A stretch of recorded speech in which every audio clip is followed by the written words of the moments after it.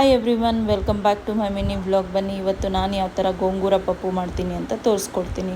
ನಾನು already wash ಮಾಡಿ ನೆನೆಸಿಟ್ಟಿರೋ ತೊಗರಿಬೇಳೆನ ಕುಕ್ಕರ್ಗೆ ಆ್ಯಡ್ ಮಾಡಿಕೊಂಡು ಅದರಲ್ಲಿ ಒಂದು ಸ್ವಲ್ಪ ಕಟ್ ಮಾಡಿ ವಾಶ್ ಮಾಡಿರೋ ಗೋಂಗೂರ ಕೂಡ ಆ್ಯಡ್ ಮಾಡಿಕೊಂಡು ಅದ್ರಿಗೆ ಒಂದು ಸ್ವಲ್ಪ ಟೊಮ್ಯಾಟೊ, ಈರುಳ್ಳಿ, ಬೆಳ್ಳುಳ್ಳಿ, ಖಾರಕ್ಕೆ ತಕ್ಕಾಗೆ ಮೆಣಸಿನ್ಕಾಯಿ, ಒಂದು ಸ್ವಲ್ಪ ಅರಿಶಿನ, ಉಪ್ಪು, ಒಂದು ಸ್ವಲ್ಪ ಜೀರಿಗೆ ಮತ್ತು ಕೊತ್ತಂಬರಿ ಸೊಪ್ಪು ಇಷ್ಟನ್ನು ಚೆನ್ನಾಗಿ ಆ್ಯಡ್ ಮಾಡಿಕೊಂಡು ಎಷ್ಟು ಬೇಕೋ ಅಷ್ಟು ನೀರನ್ನ ಆ್ಯಡ್ ಮಾಡಿಕೊಂಡು ಚೆನ್ನಾಗಿ 4 to 5 ವಿಸಲ್ಸ್ಗೆ ಇಟ್ಕೋಬೇಕು.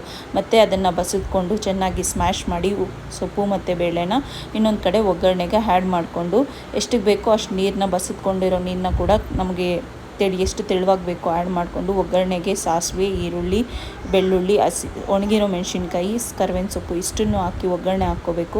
ಚಿಕ್ಕ ಮಕ್ಕಳಿಗೆ ಚೆನ್ನಾಗಿರುತ್ತೆ ಅಂತೇಳ್ಬಿಟ್ಟು ಬಸ್ದಿರೋ ಬೇಳೆ ನೀರಲ್ಲಿ ನಾನು ಒಗ್ಗರಣೆನ ಹಾಕ್ಕೊಂಡು ಮಗುಗೆ ಅಂತ ತೆಗೆದಿಟ್ಕೊತೀನಿ. ಇದು ಕೂಡ ತುಂಬಾ ಚೆನ್ನಾಗಿರುತ್ತೆ. ಜೀರಿಗೆ ಆಗಿ ಒಗ್ಗರಣೆ ಕೊಟ್ಕೊಂಡ್ರೆ ನಿಮ್ಗೆ ಈ ವಿಡಿಯೋ ಇಷ್ಟ ಆದರೆ like, share and subscribe. Thank you for watching.